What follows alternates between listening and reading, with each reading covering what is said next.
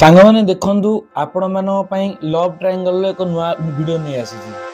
ए वीडियोटी हेउची उत्तर प्रदेश रो कुशीनगर रो 3 जण police constable ए love triangle.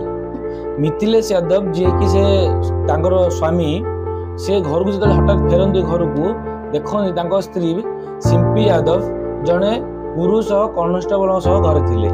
तो सही समय रे से पुरुष कांस्टेबल जार नाम विश्वनाथ से कपाट बंद कर घर भीतर थिले। जेते कपाट बाड़ेले खोल नथिले। सही समय रे से साई पड़िसा अन्य पुलिस को डाकी केमी धराइले देखो पूरा वीडियो।